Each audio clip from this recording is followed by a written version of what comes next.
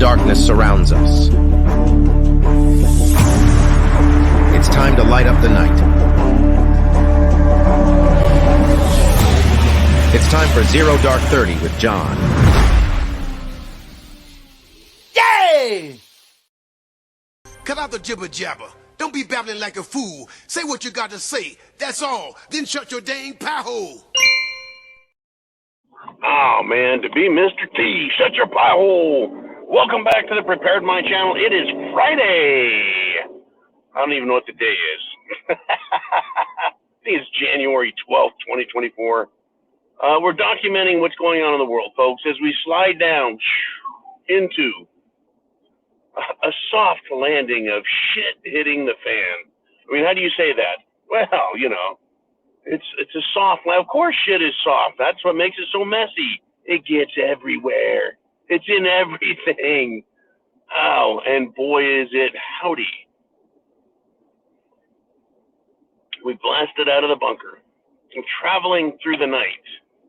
Destination known, destination unknown. I can see the path ahead of me. I know where we're going. I know right now. I know exactly where we're going. There's a couple of different turns that can be taken, but I know the destination. There are going to be stops along the way. Ooh, I don't like those. Right? There's not a lot of good stops on the road to Shitsville. So let's talk about World War III. The United States government, from both diplomats, administration officials, and even the president, they have all but conceded Taiwan to China. Taiwan is playing the long game. Pardon me. China is playing the long game. Now, back, I believe, in the 70s, the United States of America and the country of Taiwan signed a treaty with respect to things outside the Constitution and the United States proper, meaning geographically, becomes law, right? That's treaty law, where not domestically applied, it matters. In other words, they have to abide by it, the government. That treaty signed with Taiwan was a protection treaty, an absolute protection treaty. Anyone fucks with Taiwan, the United States goes after them. Now, never mind the concessions the United States gained by signing that, right? We'll protect you, nothing's free, whatever. Who cares about that? What I care about is the fact that diplomats, people in the know in Washington, basically keep slipping up and saying, yeah, you know, Taiwan's going back to China.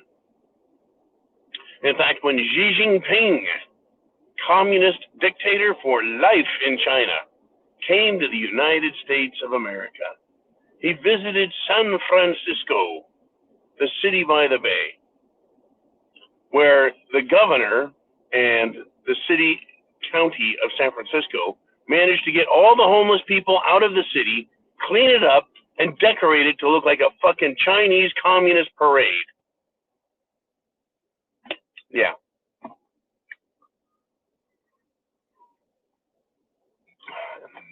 During those meetings/summits, Xi Jinping let Biden, the president, know China is going to unify Taiwan and China. What that means is they own them. Taiwan is China's bitch, is what they were saying. World War III, babe. World War III, here it comes. Or is the United States going to acquiesce, give in, surrender without anything? Or here's my prediction.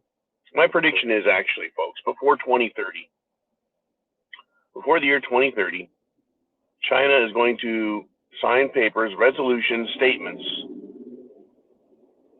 and claim that they own Taiwan. Taiwan, through fear, because the United States is such a weak country, incapable of protecting them, will more than likely resign themselves to a light Chinese control, maybe like Hong Kong.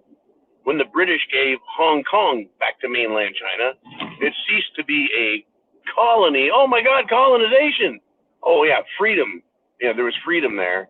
And then the beatings began. When China took back Hong Kong, the beatings, the arrests, the murder, it all began to make sure that Hong Kong became a fine example of socialist control. Now, Taiwan, same thing.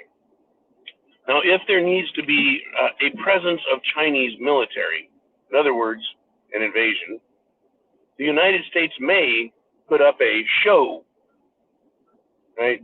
Maybe send a destroyer into the area, have it sunk, maybe put up a little bit of a fight, you know, a couple little battles and skirmishes and go, oh my gosh, China wins. There you have it, folks. Now, I don't know if China necessarily has an expansionist policy. Xi Jinping is a rather old dude.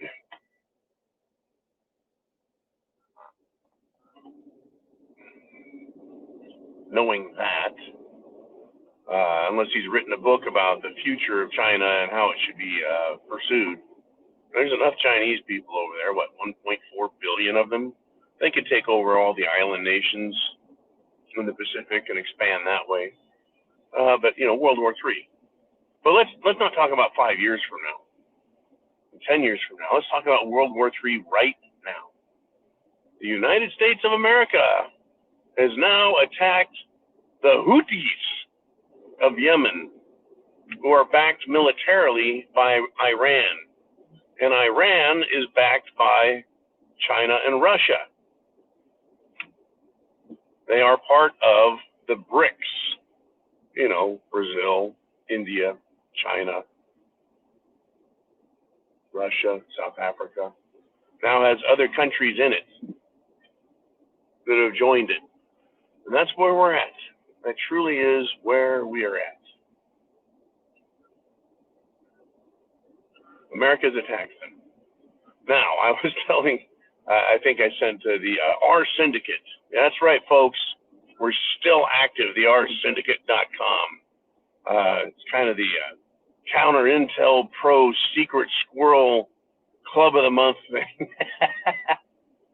The R Syndicate, I said, you know, we need President Ronald Teddy Jackson. So that's a composite of Ronald Reagan, Teddy Roosevelt, and Andrew Jackson. Yep, that's right. Ronald Teddy Jackson as president. See, I learned, folks, that before the United States has responded to the Houthis, I thought, they must have attacked us or something, right? No, they didn't just attack us. And it wasn't just yesterday or last week, and this is a response. They have been fucking with and attacking the United States, other countries. They have been violating everyone's international water space, right? Since the October 7th. It started back then. In other words, they started their preparations. So for basically a couple of months, the Houthis have been out of control. The Houthis have felt that it's their job to attack America in response and in revenge for attacking terrorists, Hamas. Truly, folks, the country of Yemen and the Houthis are attacking American warships, British warships, and commercial carriers. I think just under 30 times. They've attacked 30 times, including multiple occasions where U.S. warships were attacked. And what has Biden done? Not a fucking thing. Pacifist behavior when your military is attacked is the surest way to provoke further attacks.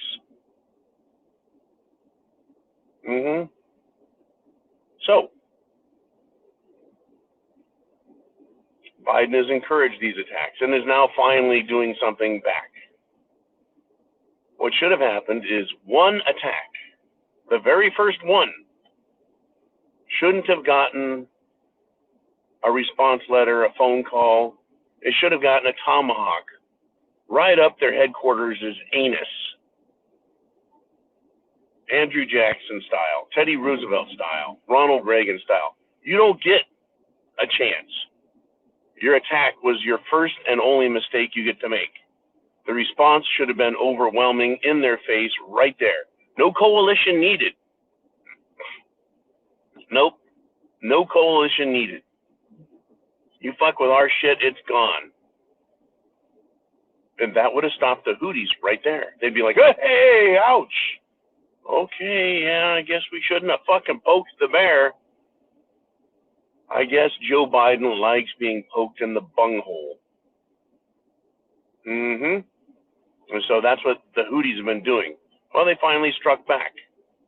And I'll submit that they only struck back because they do want the war. They wanted to encourage aggression, stupid, naked aggression from terrorist states to make them feel like they're powerful and the world is scared of them, so that they can create a wider war. So now we have Yemen versus America, Ukraine, which is NATO and America, versus Russia, China in the South Sea there with Taiwan.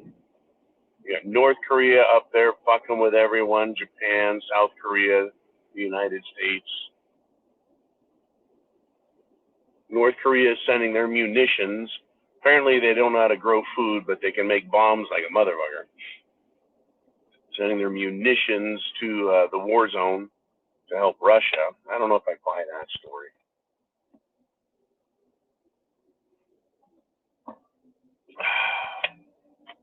World War III, are you prepared? Chance favors the prepared mind, folks. Get ready. I'll see you tonight at the Friday Free for All.